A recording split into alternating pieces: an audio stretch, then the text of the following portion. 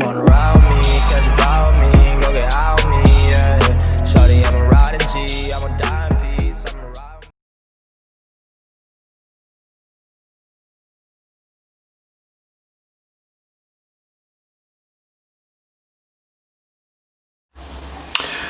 Alors les amis, c'est parti, je vous retrouve aujourd'hui pour une nouvelle vidéo test. Aujourd'hui c'est le test du Redmi 9A, donc un smartphone que j'utilise depuis quelques jours. Je vais pouvoir vous faire un retour assez précis de ce téléphone. Bien sûr, comme d'habitude, n'hésitez pas à liker la vidéo, la partager sur les réseaux sociaux, me mettre également un pouce bleu si la vidéo vous a plu. Abonnez-vous à ma chaîne, je vous mets un lien d'achat en bas dans la description. Vous avez également actionné également la cloche ici pour recevoir les notifications de la chaîne. Première partie, présentation et spécifications. Dans la boîte il n'y avait rien, hein. Donc sauf ici le film ici où on peut lire en fait. Donc vous avez un écran de 6.53 pouces HD+, une grosse batterie de 5000 mAh, CPU donc octa-core cadencé à 2 Go, le Helio G35 et double appareil photo, enfin un simple appareil photo de 13 millions de pixels à l'arrière et de 5 à l'avant. Donc voilà, c'est pas officine quoi, hein, on va dire. Donc le look, on va se faire le look, puis après on fera le hardware. Donc la coque silicone, bien sûr, c'est moi qui l'ai acheté. Donc ce téléphone est livré sans coque silicone, ce qui est juste inadmissible. Tout en plastique, donc avec ici une bande c'est noté Redmi. Sur la face arrière, on a donc ici le lecteur, enfin l'appareil photo de 13 millions de pixels avec le flash LED. Oh, le jack 3.5, contour également en plastique. Ici, le rack pour la carte SIM, il prend 2 nano SIM, une micro SD. Donc c'est 2 et la micro SD. En bas, grille haut-parleur, micro principal et ici le port micro USB pour la charge et le transfert vidéo-photo. Bouton allumage ici et volume plus moins. Donc il est bien arrondi sur l'arrière. Vous voyez ici. Et la vitre est 2,5D ressort du châssis du téléphone. Pas de lecteur d'empreinte digitale pour ce téléphone. Il est assez lourd, 194 grammes, donc obligé hein, par rapport à la batterie qui est mise de 5000 mAh. Donc il a un écran 6.53 pouces HD+, qui prend 81% de la surface de devant du téléphone. 194 grammes sur 164,9 au niveau de la longueur. Largeur 77,1 sur une épaisseur de 9 mm. Et oui, il est un peu épais. Donc le octa-core, donc le Helio G25 de chez Mediatek en processeur. Il a 2 Go de RAM, 32 Go de stockage. Eh oui, là, ça pêche un peu. Full 2G, Full 3G, Full 4G et il tourne sur Android 10 avec la surcouche MUI 12, la dernière version. Voilà. Donc il existe en 2.32. Il existe aussi en 464, 428, 628 peut-être, je sais pas, mais là c'est la version 2.32. Qu'est-ce je peux vous dire d'autre? Il existe en 3 couleurs, donc bleu, vert ou noir, forcément. Donc la résolution c'est du HD+. L'octa-core j'en ai parlé, donc c'est de la DDR4, LPDDR4. Les 2 Go. Ouais, mais c'est tout, hein. Autrement, donc l'appareil photo est donné pour du 13 millions de pixels avec une ouverture de 2.2. On ne connaît pas l'origine. Et le 5 millions de pixels sur la face avant avec une ouverture de 2.2. On ne connaît pas non plus l'origine. Donc il est Full 2G, Full 3G, Full 4G dans la B28. Il a le Wi-Fi BGN 802.11 et là le Bluetooth 5.0. Voilà, donc plutôt pas mal. Le chargeur qui est charge rapide soi-disant, mais c'est du 10 watts, donc voilà, c'est pas non plus une charge officine. Pas de lecteur d'empreinte digitale. Alors, ce qui se passe, c'est que sur Android 10, hop, j'éteins. Quand vous soulevez le téléphone, ça s'allume, l'écran s'allume, et vous pouvez faire le Face ID. Voilà. Donc c'est la seule astuce. Vous prenez, hop, il déverrouille. Vous prenez Face ID, il déverrouille. Donc le Face ID, c'est une Face ID basique, hein, 2D, qui ne fonctionne pas la nuit, forcément. Donc vous êtes obligé de faire votre schéma ou votre code. Mais dans la journée, vous voyez, vous le prenez, hop, et il déverrouille systématiquement. Au niveau de la RAM, donc je vais pas vous présenter voilà, MIUI 12, mais voilà, vous avez un volet notification ici, pas de volet, on va dire, application. Tout est sur l'écran, toutes les applications sur l'écran. Donc l'interface est saccade, moi je trouve que ça saccade légèrement, mais ça passe, hein, voilà, ça passe. Il n'y a que 2 Go de RAM, donc mais bon, voilà, ça passe. Donc là, vous avez le volet raccourci, donc qui peut être étendu, modifié, comme vous voulez. Vous avez un thème sombre également. Ici, à propos du téléphone, donc sur MIUI 12, c'est dès le début. Vous voyez, il y a une mise à jour. Vérification, il me semble qu'il voilà, il y a une mise à jour. Donc, ce qui est bien, c'est qu'avec MIUI, donc c'est suivi. Donc là, vous êtes tranquille. Donc 153 MB, on va la télécharger. Télécharger. Active le Wi-Fi.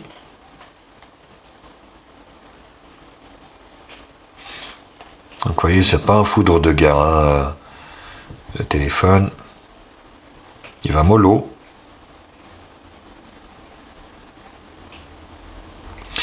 Donc MIUI 12.0.7, voilà. Mise à jour des applications, état de sécurité, Wi-Fi, Bluetooth, VPN, connexion, donc pas de NFC pour ce modèle, écran de verrouillage, affichage, ici niveau mode lecture, vous avez mode lecture, niveau de luminosité, et rotation automatique. Vous voyez, c'est un peu chiant au niveau le fait qu'il y a 2 Go de RAM.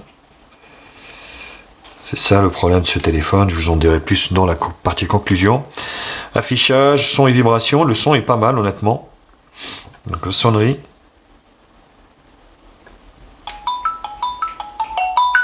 Voilà, c'est plutôt pas mal. Hein. Le son est pas mal franchement. Vous voyez que la navigation par geste c'est un peu galère. Affichage, son, vibration, notification, écran d'accueil, fond d'écran, les thèmes, vous avez une boutique de thèmes spéciale à MIUI, bien sûr, protection de vie privée, donc on a vu le Face ID, batterie, la batterie elle est énormissime, elle vous procurera facilement 2 jours d'autonomie, bien-être, confidentialité, haute service, donc voilà. Et, donc à propos, le nom de l'appareil, c'est pas là, hop, hop, hop, hop, hop, toutes les spécifications. Voilà, c'est ça. Donc vous voyez, 2 Go de RAM, le octa-core. Mais voilà, vous avez tout en fait, le stockage. Donc des 32, il en reste 14. Ouais, 14. Voilà. Donc ça va assez vite aussi au niveau du stockage.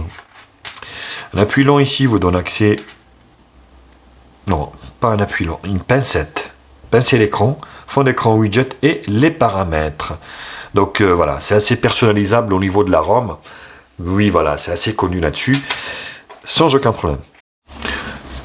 Alors le son du haut-parleur. Menu principal. Pour écouter vos messages, voilà. Tapez 1 pour personnaliser plutôt pas mal. Répondeur. Au niveau de l'écoute, pour accéder au service de... ça grésille pas. Donc plutôt une bonne écoute pour ce smartphone. Donc voilà, c'était la première partie présentation et spécification. Je vous retrouve pour la seconde partie qui sera la partie benchmark.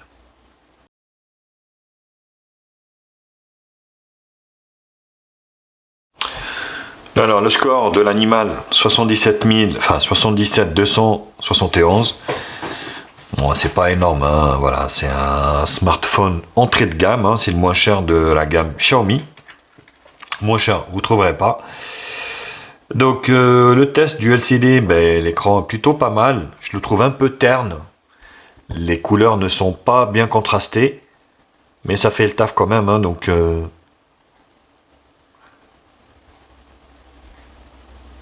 là on se rend pas compte.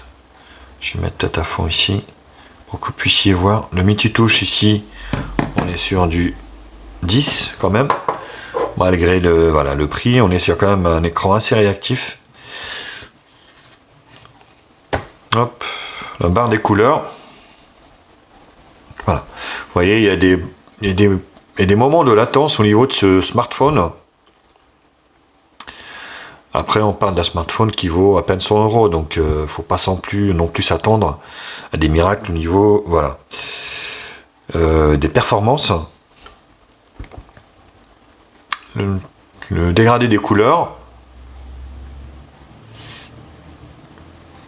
Donc ce smartphone, hein, rappelons-le, arrive sans protection d'écran ni coque, donc c'est à vous d'en acheter. C'est ce que j'ai fait d'ailleurs pour protéger le temps de l'utiliser. Le rouge, le vert. Voilà, les couleurs, hein, voilà, donc sont bien, sont plus quoi. C'est pas, il n'y a pas d'effet waouh ni quoi que ce soit, mais voilà, ça fait le taf et c'est le plus important. Mon appareil, vous voyez, il y a des petites latences au niveau de l'utilisation de ce smartphone. Android 10 32 bits, l'écran HD+, voilà. La puce graphique PowerVR ROG GE8320. Donc le octa-core. Le processeur, c'est pas le problème en fait, hein, au niveau de ce téléphone. Le processeur est plutôt pas mal, c'est plutôt la RAM qui manque. Manque flagrant de RAM, franchement. On ne devra plus faire des smartphones de 2 Go de RAM en 2020. Ça reste un avis personnel. Après, il en faut pour tout le monde, forcément. Donc, au niveau des capteurs, vous avez l'accélération, lumière, orientation, proximité, mouvement des pas. Donc, c'est plutôt bien fourni également au niveau des capteurs. On se fait display tester pour les images réelles.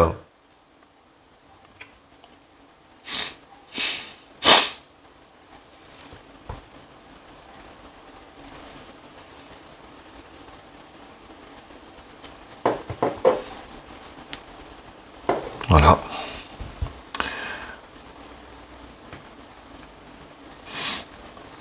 Plutôt satisfaisant hein, au niveau du rendu.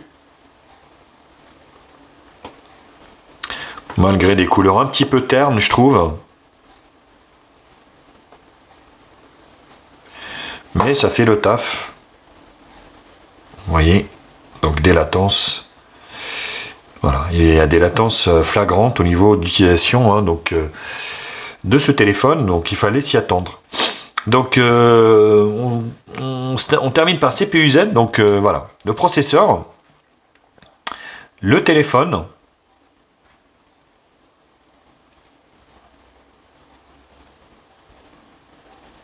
le système API level, donc 29, Android 10, la batterie, la température, il chauffe pas énormément. Et au niveau des capteurs, il y a ce qu'il faut. Vous voyez, donc c'est plutôt pas mal. Et on va terminer donc par... Alors, galerie, c'est là. Non, c'est pas ça. Capture d'écran. Alors, PC Mark ne voulait pas fonctionner, donc ça bloque à cet endroit-là. Vous voyez. Donc voilà, ça ne fonctionne pas. 3D Mark. 3D Mark. Geekbench. Antutu. Et le multitouche 10 touches, bien sûr. Voilà. Donc... bon, on va dire des caractéristiques assez modestes pour ce low cost. Donc le premier prix, le smartphone, on va dire, le moins cher de chez Xiaomi. C'est fini pour cette deuxième partie. Je vous retrouve pour la troisième partie qui sera la partie multimédia.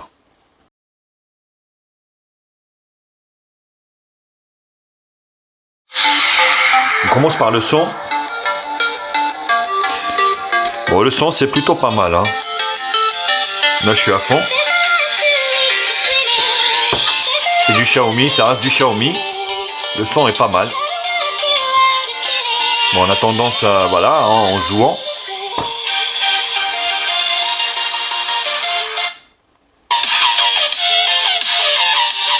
sent un petit peu les basses, on est sur du médium.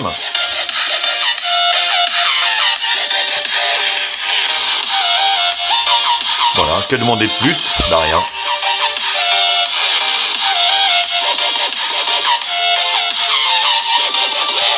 Plutôt satisfaisant, hein, donc malgré le prix bas, le son est plutôt pas mal.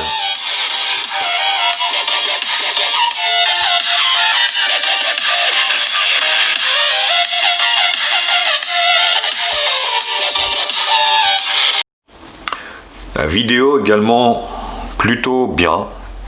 Voilà, donc avec cet écran.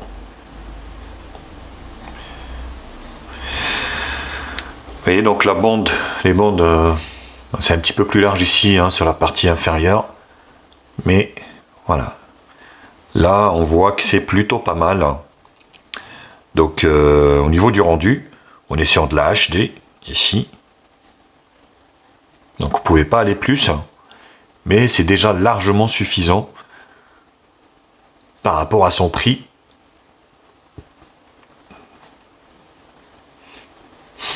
Vous voyez, hein, donc ça reste quand même un bel écran. Bon, ça fait le taf, quoi. Ça fait le taf. Ça fait le taf, hein. Donc, bon, la résolution a baissé.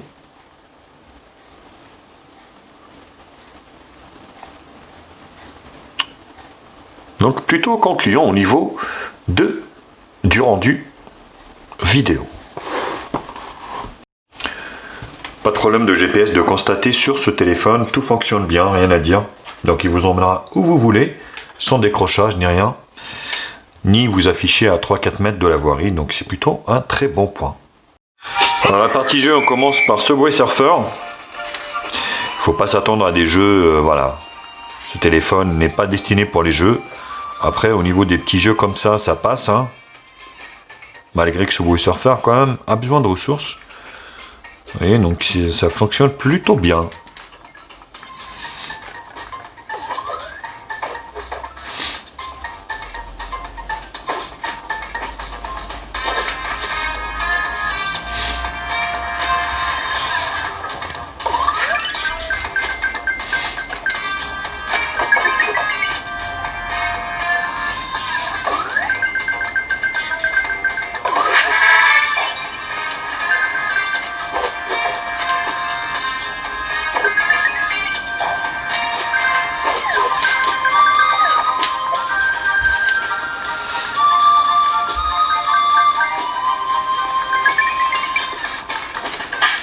Plutôt satisfaisant.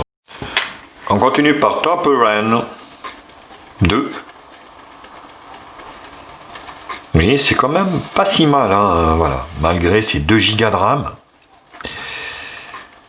ça fonctionne plutôt bien. Franchement, ouais, assez surpris même. D'habitude, sur les low cost, ça traîne de la patte. Mais là, c'est pas du tout le cas. Ça fonctionne même d'une manière assez fluide, étrangement.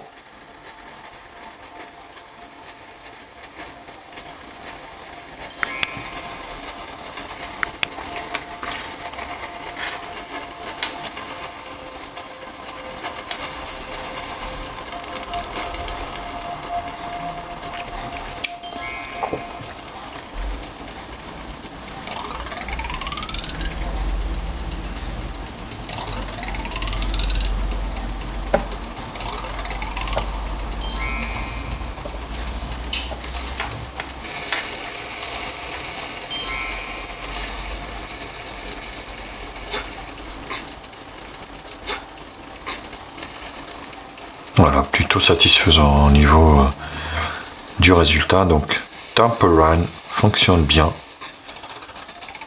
sur ce téléphone.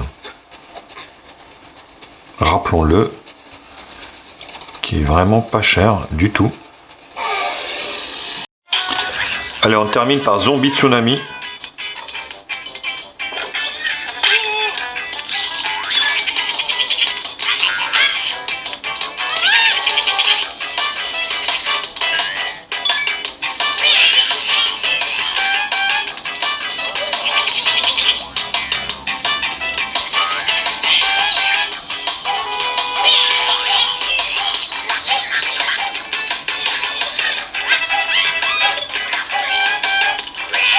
Voilà, ça passe largement. Hein. Alors des petits jeux comme ça, vous allez pouvoir en jouer. Hein. Peut-être pas les jeux gourmands.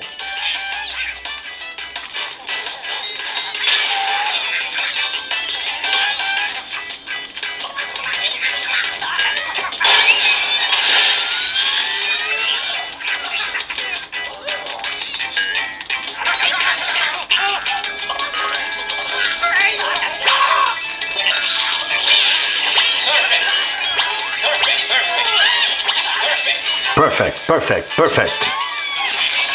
Et...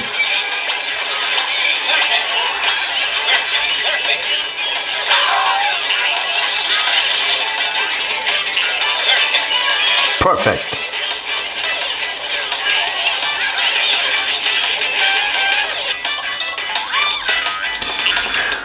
Voilà, c'est plutôt concluant également pour Zombie Tsunami.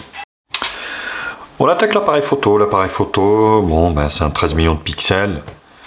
Rien d'extraordinaire non plus. Donc on a vu beaucoup mieux. Donc vous avez l'intelligence artificielle ici. Voilà, vous avez tout automatique. Donc là, si vous laissez sur ça, le HDR vient automatiquement. Vous avez un mode vidéo ici. Donc le mode vidéo, donc HD, Full HD 30 fps. Photo. Ici. Donc 19 16e, 9 16e, pardon, ou full. Portrait, plus, vous avez accéléré, vidéo courte et modifié. Donc voilà, il n'y a pas énormément d'options sur ce téléphone. Il fallait s'y attendre de toute façon. Mais voilà, j'ai trouvé que les photos étaient quand même assez acceptables. En forte luminosité extérieure. Donc il ne faut pas être pressé, hein, c'est sûr. Voyez, on voit ici la poussière sur la clé.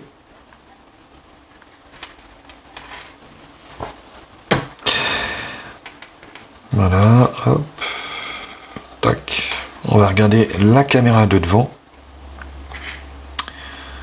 Wistiti qui est donné pour du 5, donc vidéo ici en Full HD 30 fps, le mode pro, pour jouer sur les ISO et tout ça, photo,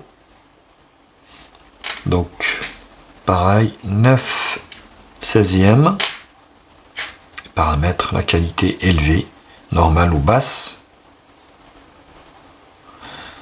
portrait et plus, pareil, exactement la même chose que sur l'arrière. Wistiti.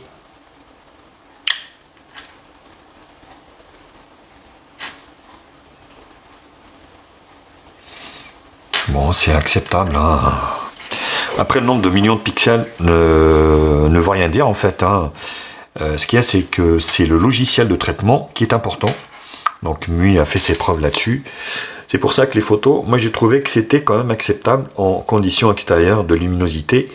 Par contre à l'intérieur, voilà, donc il faut oublier, comme tous les smartphones d'ailleurs, hein, malgré qu'ils soient un petit peu plus épais que celui-ci. Allez, pour juger vous-même, donc je vous en ai mis plein à l'extérieur. Je vous retrouve juste après pour finaliser et conclure pour ce téléphone.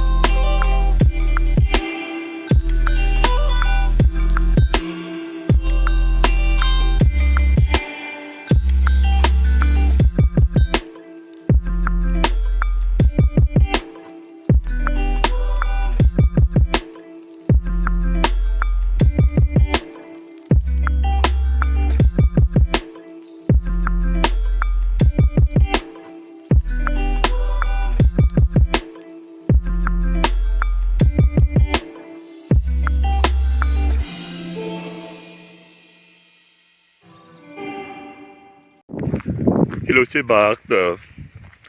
Test du Redmi Note 9A en photo vidéo, donc avec cette caméra de 13 millions de pixels arrière. Bah, écoutez, qui m'a l'air assez sympathique, malgré le prix bas. Xiaomi nous a habitués quand même à des photos assez correctes, même sur son smartphone le moins cher. Car, eh oui, ce modèle est le moins cher de la gamme Xiaomi. Mais voilà, le résultat, comme vous pouvez le voir, est quand même assez sympathique. Et puis, c'est correct. Pour un smartphone qui vaut moins de 100 balles. Il y en a à qui ça va plaire, il y en a à qui ça va pas plaire. Mais ce modèle, voilà, donc il n'est pas parfait. Notamment avec ses 2 Go de RAM, l'absence du lecteur d'empreinte digitale également. On va essayer de faire un autofocus.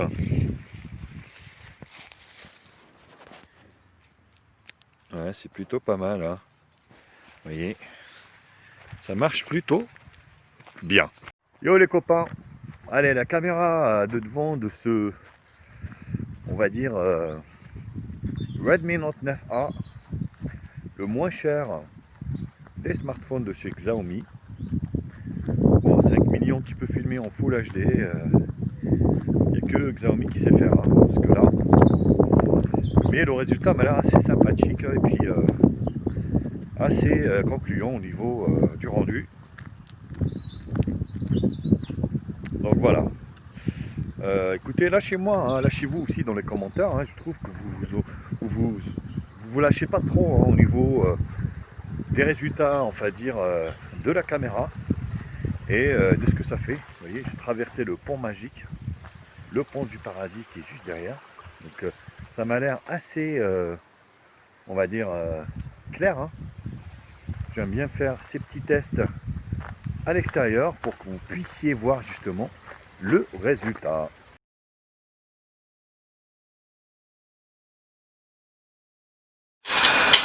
Résultat des choses. Bah écoutez, smartphone pas cher, mais voilà, il y a aussi des performances qui ne sont pas du tout à la hauteur. Ce qui pêche en fait, c'est pas le processeur, c'est pas voilà, ce qui gêne plus en fait, c'est les 2 Go de RAM. Voilà, moi je vous conseille quand même de prendre au minimum 3 Go pour Android 10. Sinon voilà, il faut pas te presser. Certes, bien sûr, il est mieux que le Cubot Note 7 Pro ou Note 7 ou le téléphone Note 8 P. Mais bon, voilà, ça reste quand même un smartphone premier prix. Donc voilà, il ne faut pas s'attendre à des miracles, ça dépanne, donc ça fait des photos, voilà, ça tient 2 jours largement. Vous avez un bel écran 6.5 contre 3 pouces HD+, vous avez le Bluetooth 5.0, vous avez Android 10 avec MUI 12 dans la dernière version en cours, une grosse batterie. Voilà, ce qui pêche pour moi, c'est vraiment les 2 Go de RAM, ça c'est un point noir, non négociable. Et également, vous avez également le fait qu'il n'y a pas de lecteur d'empreinte digitale, ça manque vachement. Moi, j'aurais préféré le lecteur que le Face ID, honnêtement, par exemple. Donc, moi, je m'en fous du Face ID, j'aurais préféré avoir le lecteur d'empreinte digitale. Donc ça, c'est un deuxième point. Et le fait aussi également qu'il arrive sans protection d'écran, ni coque silicone. Donc ça aussi, c'est un point noir pour Xiaomi. Ça devrait être obligatoire pour tous les fabricants de smartphones. Mine de rien, voilà, pour ce que ça coûte, moi je trouve que c'est obligatoire. Donc voilà, d'utiliser son smartphone en toute sécurité. Tu te demandes, est-ce qu'ils font pas exprès pour genre tu le fais tomber, il pète et puis tu rachètes d'autres. Je pense qu'il y a de ça aussi un peu. Voilà, est-ce que je vous le conseille? Après, à vous de juger également, hein, chacun son utilisation. Je vous laisse juger vous-même. Dites-le moi aussi, vous, dans les commentaires. Est-ce que voilà, vous trouvez ce smartphone chez Xiaomi intéressant? Donc, lâchez-vous dans les commentaires. Faites-moi un retour. Voir aussi, ça m'intéresse d'avoir votre avis en bas dans les commentaires. Voilà les copains, je n'ai fini avec ce Redmi 9A. N'hésitez pas à liker la vidéo, à la partager sur les réseaux sociaux, me mettre également un pouce bleu si cette vidéo vous a plu. Abonnez-vous à ma chaîne et je vous mets un lien d'achat en bas dans la description. Actionnez également la cloche pour recevoir la notification de la chaîne. Sur ce, je vous embrasse et je vous dis à très vite. Tchuss les copains.